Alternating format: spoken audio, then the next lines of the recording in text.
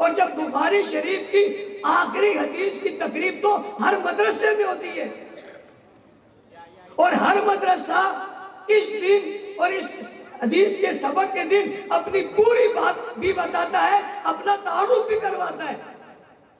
تو جس شخصیت کی نقل کردہ حدیث ہمارے سامنے موجود اور ایک نہیں 8,000 کے قریب ہے، اس کی توہین ہو تو جواب دینا چاہیے۔ اس پر بھی میں بخاری شریف کے اس طرز سے بات ثابت کرنا چاہتا ہوں۔ بخاری شریف صرف مسائل کی کتاب نہیں ہے، یہ رد کی کتاب بھی ہے۔ ہر باطل فرقہ جس نے بھی اس وقت سر اٹھایا تھا، امام بخاری رحمت اللہ تعالی علیہ نے اس کا رد کیا، اس کا رد کیا۔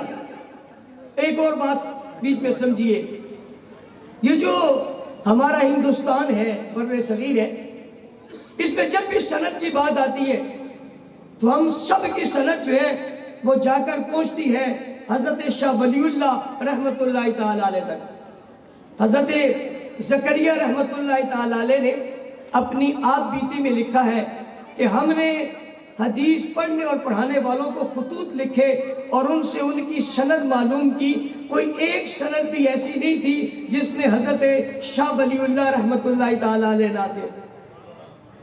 اور حضرت شاہ ولی اللہ رحمت اللہ تعالی علیہ نے جس کے ذریعے سے اس بر صغیر میں فیض پہنچا اور سب کی سند ان تک پہنچتی ہے، ان نے تفہیمات الہیہ ایک کتاب لکھی اور اس میں اپنا ایک مکاشفہ لکھتے ہیں کہ میں نے جناب رسول اللہ صلی اللہ علیہ وسلم سے روافض کے متعلق پوچھا کہ حضرت یہ روافض یعنی شیعہ یہ کیا ہے؟ تو مجھے کہا گیا کہ ان کا عقیدہ امامت پڑھو، ان کا عقیدہ امامت پڑھو۔ فرماتے ہیں جب میں نے ان کا عقیدہ امامت پڑھا تو میں اس نتیجے پر پہنچا کہ یہ ختم نبوت کے منکر ہیں۔ اب ہم جب یہ بات کریں تو ہم سے کہا جاتا ہے جناب آپ شدت پسند ہیں، تو جس کی سند سے بر صغیر میں حدیث پہنچی، کیا وہ فرقہ واریت کی بات کرتے تھے؟ کیا انہوں نے فرقہ واریت کا پیغام دیے؟ کیا انہوں نے فرقہ وارانہ گفتگو کی ہے؟ نہیں، بعض باتیں ایمان ہیں اور عین ایمان ہے۔ امام بخاری رحمت اللہ تعالی علیہ جہاں بھی احادیث مبارکہ لاتے ہیں اس سے پہلے قرآن لاتے ہیں، یا بلا وَنَزَعُ الْمَوَازِينَ الْقِسْطَ لِيَوْمِ الْقِيَامَةِ، دلیل پہلے قرآن کی دیتے ہیں۔ اس کا مطلب کیا ہے؟ اس کا مطلب یہ ہے کہ سب سے پہلا ماخذ قرآن ہے، سب سے پہلا ماخذ قرآن ہے، اس کے بعد حدیث مبارکہ اس کی تشریح اور اس کی تفسیر ہے۔ اور جب قرآن کریم کی بات آتی ہے تو ابھی مفتی شکیل حیدری صاحب فرما رہے تھے، جب قرآن کریم کی بات آتی ہے تو قرآن کریم بھی اللہ نے لکھا ہوا نہیں دیا، قرآن کریم بھی جبرائیل امین نے لکھ کر نہیں دیا، قرآن کریم رسول اللہ صلی اللہ علیہ وسلم نے نہیں لکھا۔ 3 واسطوں سے جناب اللہ نے بھی نہیں لکھا، اور جناب جبرائیل امین نے بھی نہیں لکھا، اور جناب حضور علیہ السلام نے بھی نہیں لکھا، اور قرآن قیامت تک آنے والے لوگوں کے لیے ہے، قیامت تک آنے والے لوگوں کے لیے، اور کتاب میں تبدیلی بھی کوئی نہیں ہے۔ وہ کتاب جب لکھی گئی تو لکھی کس نے؟ حضرات صحابہ کرام نے۔ اللہ تعالیٰ نے یہ کتاب جو اللہ کا کلام تھا اور جو ماخذ ہے، بنیاد ہے، سب سے پہلے ہے، اس کو اپنے پیارے حبیب کے پیارے صحابہ سے لکھوایا، اور ان صحابہ میں سے ایک صحابی کا نام امیر معاویہ ہے۔ اور آج معاشرے میں اور زمانے میں جو سب سے زیادہ توہین ہو رہی ہے، اور وہ مظلوم اس لیے ان کو کچھ بعض اپنے لوگ بھی تنقید کا نشانہ بناتے ہیں، اور تنقید کا نشانہ بنا کر انہیں برا بھلا کہتے ہیں۔ وہ عام فرد نہیں ہے، وہ کاتب وحی ہے۔ جناب رسول اللہ صلی اللہ علیہ وسلم نے ان سے قرآن بھی لکھوایا اور ان سے خطوط بھی لکھائے۔ تو امام بخاری رحمت اللہ علیہ سب سے پہلے قرآن شریف کو لاتے ہیں۔ ہم اسی لیے جب صحابہ کرام کی بات کرتے ہیں تو ہم دنیا سے کہتے ہیں صحابہ کرام کو تاریخ میں مت پڑھو، بھئی صحابہ کرام کو تاریخ میں مت پڑھو، صحابہ کرام کو قرآن کریم سے دیکھو، اور کریم میں پڑھو، یہ تاریخی شخصیات نہیں ہیں، یہ قرآنی شخصیات ہیں۔ اور امام بخاری رحمت اللہ تعالیٰ علیہ نے اپنی کتاب کے اندر مناقب صحابہ کو ذکر کیا۔ مناقب ابو بکر ہے، مناقب عمر ہے، مناقب عثمان ہے، مناقب علی ہے، باقاعدگی کے ساتھ انہیں ذکر کیا۔ امام بخاری رحمت اللہ تعالیٰ علیہ کا علیحدہ مستقل مناقب صحابہ اپنی کتاب میں ذکر کر کے ہمیں بتایا جا رہا ہے کہ صحابہ کے بغیر کوئی چیز ہم تک پہنچ سکتی۔ ہم سے بہت سارے لوگ کہتے ہیں مولانا صاحب آپ ہر بات میں صحابہ لے آتے ہو، آج بھی کہیں گے، کل بھی تبصرہ کریں گے۔ ابھی بھی کچھ لوگ پیچھے دائیں بائیں اسٹیج پہ یہ ادھر سوچ رہے ہوں گے، دیکھو یار بات کہاں کی ہے، مولوی صاحب کو ایک ہی بات آتی ہے صحابہ پر لے آئے، تو صحابی کے بغیر حدیث ملتی نہیں ہے۔ آپ کہاں تلاش کرو، کہیں بھی تلاش کرو، آپ کو نہیں ملتی۔ تو امام یہ بات ہم سے کیوں کہتے ہو کہ آپ صحابہ کرتے ہو؟ امام بخاری سے کیوں نہیں پوچھتے کہ جو حدیث لے کر ہے ہر حدیث کے شروع میں عن ابی ہریرہ تھا، عن عائشہ تھا، عن ابن عمر، کیا امام بخاری رحمت اللہ علیہ ہر حدیث سے پہلے آپ سے پوچھتا ہوں صحابہ کا ذکر کرتے ہیں نہیں کرتے؟ میں علماء کرام سے پوچھ رہا ہوں، آپ بتائیے کیا حدیث کی تمام کتابیں، صرف بخاری شریف نہیں تمام ہی کتابیں، جب ان کا ذکر آتا ہے تو کیا صحابہ کرام کا ذکر حضور سے پہلے آتا ہے یا نہیں آتا؟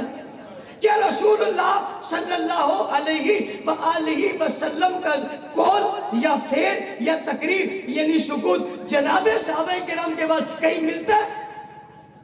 واضح اور صاف اور شفاف سا مطلب ہمیں احادیث کی کتابیں بتاتی ہیں کہ جب بھی آپ جناب قرآن کریم، جب بھی آپ حدیث کو ذکر کریں گے تو حدیث سے پہلے آپ کو نبی علیہ السلام تک پہنچنے کے لیے جناب صحابہ کرام کو کے در پر ضرور جانا پڑے گا، اور آپ کو یہ حدیث مبارکہ وہیں سے ملے گی۔ اب نبی کا قول ہو یا نبی کا فعل ہو یا نبی کی تقریر ہو، میں قول و فعل کو یہ بات میں استاذ محترم سے کہوں گا، میں چونکہ اس فن کا آدمی ہوں نہیں، بعد میں آپ اپنی بنات کو بھی اور بنین کو بھی اگر اس حدیث کا درس دینا چاہیں تو شیخ الحدیث ضرور دے دیں۔ اس میں اور بہت سی باتیں بھی ہیں، صرفی بھی ہیں، نحوی بھی ہے، کلام کے متعلق بھی ہیں، لفظ کے متعلق بھی ہیں، جو اس تفسیر میں نہیں جانا چاہتا، میں کچھ باتیں آپ سے عرض کر کے صرف اپنی حاضری لگا رہا ہوں، یہ سعادت میرے حصے تھی، میں نے اسے لے لیا۔ جناب جب آپ احادیث مبارکہ کو ذکر کرتے تو صحابی کا ذکر ضرور آتا ہے، اور اس صحابی کے ذکر سے پھر جو ہے آپ رسول خدا صلی اللہ علیہ وسلم کا فرمان امت تک پہنچاتے ہیں۔ تقریر رسول سے کہتے ہیں کہ حضور اکرم صلی اللہ علیہ وسلم کے سامنے کوئی کام ہو اور آپ خاموش رہیں۔ دنیا کے کسی شخص کا خاموش رہنا شریعت نہیں بنتا، جناب رسول اللہ صلی اللہ علیہ وسلم کی خاموشی بھی، آپ کے سامنے کوئی کام کر رہا ہے اور آپ خاموش ہیں۔ نبی رسول کے سامنے کوئی کام غلط ہو اور چپ ہو یہ نہیں ہو سکتا۔ بھئی رسول کی موجودگی میں یا رسول کے سامنے کوئی کام غلط ہو اور وہ چپ رہیے، اس کی تفصیل اگر آپ نے جاننی ہو تو حضرت خضر علیہ السلام اور حضرت موسیٰ علیہ السلام کا واقعہ دیکھ لیجیے۔ حضرت خضر علیہ السلام موسیٰ علیہ السلام کے گھر جاتے ہیں، اور حضرت موسیٰ علیہ السلام تشریح نبی ہے، اور جناب حضرت خضر تکوینی ہے۔ بات دونوں کی اپنی جگہ ٹھیک ہے، لیکن نبی جو دیکھ رہا ہے اور نبی کو جو نظر آ رہا ہے وہ غلط ہے، تو نبی چپ نہیں رہتا، حالانکہ کہتا بھی ہے کہ اب نہیں بولوں گا، اب نہیں بولوں گا، اب کی بار بس ہے، اور اب کی بار بس کہنے کے بعد پھر جب کشتی ٹوٹتی ہے پھر بول پڑتے ہیں۔ بھئی چپ رہنے کے بعد پھر جب کسی کو مارتے ہیں پھر بول پڑتے ہیں، پھر دیوار بناتے ہیں پھر بول پڑتے ہیں۔ وہ کہتے ہیں میں نے آپ سے کہا تھا نا آپ صبر نہیں کر سکیں گے۔ حقیقت ہے جب کوئی کام غلط ہو تو نبی صبر نہیں کر سکتا۔ تو بھئی اس کو اگلی جملے میں سمجھو، غلط کام پر چپ رہنا صبر ہے ہی نہیں، غلط کام پر چپ رہنا صبر ہی نہیں۔ صبر تو آپ کی ذات پر کوئی دکھ آ گیا، کوئی تکلیف آ گئی، کسی نے کچھ کہہ دیا، دین کے کام میں کوئی تکلیف، آپ صبر کر رہے ہیں۔ ایک آدمی توہین خدا کر رہا ہے، آپ کہتے ہیں بڑا صابر ہو، تو بڑا ظالم ہے، تو بڑا رئیس ہے، تو بڑا بے ضمیر ہے۔ ایک آدمی کے سامنے توہین رسالت ہو رہی ہے، کہتا جی صبر کرو، حوصلہ ہمت۔ یہ کون سا صبر حوصلہ ہمت ہے بھائی؟ اس پر بول پڑ لے۔ اور اگر صحابہ کرام کی توہین ہو رہی ہے اور توہین کرنے والا بھی وہی موجود ہے اور توہین کرنے والا آپ بھی رہے اور آپ بھی وہی بیٹھے، ایک بڑے آدمی نے حضرت حیدری شہید رحمت اللہ تعالی علیہ سے کہا کہ حضرت فلاں جگہ پر ایک بڑا گستاخ آیا تھا، مجھ سے برداشت نہیں ہوا، میں اٹھ کر چلا گیا، مجھ سے برداشت نہیں ہوا، میں اٹھ کر چلا گیا۔ حضرت نے پوچھا کیا یہ کہہ کر گیا کہ اس کی آنے کی وجہ سے میں جا رہا ہوں؟ کہا نہیں۔ کہا کسی کو کیا پتہ چلے گا، لوگ سمجھیں گے واش روم گیا ہے، لوگ سمجھیں گے، بتا کر جاتا نا تاکہ پتہ چلتا کہ اس کی وجہ سے جا رہا ہے، دنیا کو پتہ چلتا جہاں گستاخ بیٹھے وہاں محب نہیں بیٹھتا، جہاں گستاخ بیٹھے وہاں محب نہیں بیٹھتا۔ تو جناب حضرت موسیٰ علیہ السلام چپ نہیں ہوئے اور صبر نہیں کیا، کہا یہ نہیں ہو سکتا، یہ پھر بول پڑے۔ تو جہاں رسول اللہ صلی اللہ علیہ وسلم کے سامنے کوئی کام ہوا اور آپ چپ رہے، اب میں آپ سے پوچھتا جاتا ہوں وہ کام حضور کے سامنے جو ہوا تو وہ کس نے کیا؟ پھر مجھے کہیں گے آپ نے درس حدیث میں صحابہ کروا دیا۔ بھئی جب رسول خدا صلی اللہ علیہ وسلم کے سامنے کوئی کام ہوا تو آپ چپ نہیں رہے، بول پڑے، تو کام کس نے کیا تھا؟ اور جب آپ چپ رہے اور نہیں بولے تو کام کس نے کیا تھا؟ اور جب آپ چپ رہے تو یہ حدیث بن گئی، آپ چپ رہے یہ حدیث بن گئی۔ تو یہ بتایا کس نے کہ حضور چپ تھے؟ یہ بتایا کس نے کہ حضور بولے نہیں؟ یہ بتایا کس نے کہ حضور نے بات کوئی نہیں کی؟ یہ کس نے کہا کہ یہاں پر یہ بات ہوئی اور حضور خاموش رہے؟ تو حضور کی خاموشی کو صحابہ نے بتایا اور حضور کے بولنے کو صحابہ نے بتایا اور حضور کے قول کو صحابہ نے بتایا اور حضور کے فعل کو۔ اب اس حدیث مبارکہ میں حضرت امام بخاری رحمت اللہ علیہ کے زمانے میں ایک طبقہ تھا، باطل فرقہ تھا، جہمیہ، وہ اعمال کے تولنے کا انکار کرتا تھا کہ اعمال تولے نہیں جائیں گے۔ امام بخاری رحمت اللہ تعالی علیہ نے اس کا رد کیا۔ کیا کیا بھائی؟ کیا کیا؟ رد میں قرآن بھی لائے اور رد کرنا چاہیے؟ نہیں، اچھی میٹھی باتیں کریں، اچھی باتیں کریں، اپنا مذہب چھوڑو نہیں، کسی کا اپنا عقیدہ چھوڑو نہیں، کسی کا عقیدہ چھیڑو نہیں، کسی کو کچھ نہیں کہو، بس اپنی بات کرو، بس آپ اپنی بات کرتے ہیں، آپ کا کوئی مانے نہ مانے، آپ کو کیا کرتے ہیں؟ امام بخاری یہ کیوں لائے ہیں؟ امام بخاری رحمت اللہ یہ رد کیا، تنقید کی، جی فلاں فرقے کے خلاف بولنا نہیں چاہیے، فرقوں کے خلاف آپس میں نہیں بولنا چاہیے۔ امام بخاری کیوں بولے تھے؟ بھئی یہ مجھے اور آپ کو سبق دیا نا، بخاری شریف پڑھاتے ہو، شاہ ولی اللہ کا نام لیتے ہو، شاہ ولی اللہ کے ذریعے سے آگے جاتے ہو، اسی ذریعے سے حدیث لیتے ہو۔ کیا شاہ ولی اللہ رحمت اللہ علیہ کے صاحبزادے نے کتاب تحفہ اثنا عشریہ نہیں لکھی ہے؟ نہیں لکھی۔ اور کسی نے کہا یہ تحفہ اثنا عشریہ ایسی کتاب ہے اگر سونے سے تول کر خریدی جائے تب بھی اس کی قیمت پوری نہیں ہوتی۔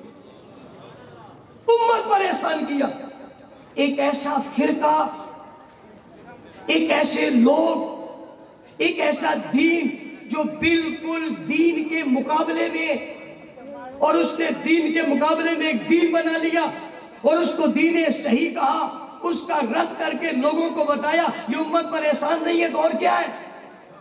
بھئی غلط کو صحیح سے اور غلط کو صحیح سے جدا کرنا، حق باطل کو حق سے جدا کرنا یہ ضروری ہے یا نہیں ہے؟ تو شاہ ولی اللہ رحمۃ اللہ نے کہا اس کا مطلب ہے اس کو فرقہ واریت کہنا یہ درست نہیں ہے۔ جناب اگر اس کو فرقہ واریت کہو گے تو پھر حضرت شاہ ولی اللہ رحمت اللہ تعالی علیہ اور ان کو پورے خاندان کو بھی تو کچھ کہنا پڑے گا نا، اور اگر ان کو کچھ نہیں کہہ سکتے تو ان کو بھی کچھ نہیں کہہ سکتے۔ بھئی اگر ان کو کچھ نہیں کہہ سکتے تو ان کو بھی کچھ نہیں کہہ سکتے. اعمال تولے جائیں گے. امام بخاری رحمت اللہ علیہ نے اس کا رد کیا اور اس پر حدیث لائے. اب یہ تولے جائے گا کیا مطلب ہے؟ انسانی فہم میں ایک بات نہیں آتی کیسے تولی جائے گی، لیکن آج کل ہر چیز واضح ہو گئی کہ تولا جا سکتا ہے. میں نے رستے میں کہا مجھے بخار ہے، ایک آدمی آیا، اس نے ترمومیٹر لگایا، اس نے بولا 102 ہے، 103 ہے، 104 ہے، تول گیا. میں جا رہا تھا، ایک آدمی نے میری انگلی پکڑی، سوئی لگائی، خون نکالا، ٹیسٹ کیا کہ شوگر 240 ہے. کتنی ہے؟ 240. بھائی بلڈ پریشر کی مشین لگائی اور مشین لگا کر چیک کیا کہ 120 ہے، 140 ہے، 200 پہ پہنچنے والا ہے، مرنے والا ہے. تولا جا رہا ہے. بظاہر بندے ایک جیسے نظر آتے ہیں، یہ پتہ نہیں اس کا شوگر کتنے ہے، میرا کتنے ہے. جب وزن ہوتا ہے تب پتہ چلتا ہے. نمازیں ہم نے ایک جیسی پڑھی ہے، روزہ ہم نے ایک جیسا رکھا ہے، تدریس ہم نے ایک جیسی کی ہے، واز ہم نے ایک جیسا کی ہے، سب میں ہم ایک کھڑے، داڑھی پگڑی لباس ہمارا ایک جیسا ہے. پتہ کیسے چلے گا اس کا کیسے ہے، میرا کیسے ہے؟ تولا جائے گا. کیا کیا جائے گا؟ تولا جائے گا. اور تولنے کے بعد پتہ چلے گا اس کا اتنا ہے، اس کا اتنا ہے، اس کی اخلاص اس قدر ہے، اس کی اخلاص. سجدہ ایک طرح ہے، رکوع ایک طرح ہے، قیام ایک طرح ہے، امام ایک ہی ہے، مسجد ایک ہی ہے، مقام ایک ہی ہے، لیکن سب میں کھڑے لوگوں کے اس اعمال میں فرق ہے. فرق کس کی وجہ سے ہے؟ اخلاص کی وجہ سے. اس نے گن لیا کہ 50 حج کیے اور کسی نے ایک ہی کیا مگر کمال کا کیا. گنتی ہوگی تو 1 4 5 6، لیکن بساؤ کا چھوٹا سا عمل ہوگا، عمل چھوٹا ہوگا مگر تولا جائے گا تو وزنی ہوگا. لا الہ الا اللہ، ساری دنیا کو ایک طرف رکھو، اس کو دوسرے پلڑے میں رکھو. زمین، آسمان، پہاڑ، سمندر، دریا، یہ سبھی رکھ لو، یہ اٹھ جائے گا. اور لا الہ الا اللہ آج کل وزن مشکل نہیں ہے، ہر چیز کا وزن آ گیا. سانس کیسی ہے، دل کی دھڑکنیں کس کی تیز ہے، کس کی ٹھیک ہے، ہر چیز آ گئی. تو امام بخاری رحمت اللہ علیہ نے اس کو رد کیا. اچھا سند کے متعلق ایک بات اور بھی سمجھیے. مسلم شریف کے مقدمے میں امام مسلم رحمت اللہ علیہ نے عبداللہ بن مبارک رحمت اللہ علیہ سے یہ قول نقل کیا ہے کہ سند دین ہے. سند بیان کرنا، سند بیان کرنا، اس لیے ہمارے یہاں سند ہے. ہمارے فریق مخالف یعنی صحابہ دشمن یعنی شیعہ، اس کی جتنی کتابیں پڑھ لو کوئی ایک سند بھی ثابت نہیں ہے. ایک سند بھی روایت میں وہ ادھر سے بات آئی، وہ ادھر سے بات آئی، دائیں سے آواز آئی، بائیں سے آواز آئی، کبھی کہتے ہیں اوپر سے آئی اور کچھ کہتے ہیں نیچے سے آئی. الحمدللہ ہم کہتے ہیں کہیں اور سے نہیں آئی، مدینہ سے آئی. کتنا محفوظ، کتنا خوبصورت دین ہے ہمارا، ہر چیز محفوظ ہے. یہ حدیث مبارکہ میرے ہاتھ میں، اس گدے سے اس گدے میں جتنی حدیثیں ہیں سبھی اللہ کے فضل سے ہم سبھی کو مانتے ہیں اور سبھی سند کے ساتھ. تو امام بخاری رحمت اللہ علیہ نے یہ کہہ کر رد کیا اور مجھے اور آپ کو بتایا کہ رد بھی ہونا چاہیے اور سند بھی ہونی چاہیے. اس سند کے ساتھ ہماری بات ہونی چاہیے. الحمدللہ اس سند کے ساتھ ہماری بات ہے. وَبِهِ قَالَ حَدَّثَنَا احمد اشکاب قال حدثنا محمد بن فیض عن موارد بن قعقاع عن ابی زرعہ عن ابی ہریرہ رضی اللہ تعالی عنہ قال قال النبی صلی اللہ علیہ وسلم کلمتان حبیبتان الی الرحمن خفیفتان علی اللسان ثقیلتان فی المیزان سبحان اللہ وبحمدہ سبحان اللہ العظیم. سبحان اللہ و بحمدہ سبحان اللہ العظیم، 2 کلمے ہیں۔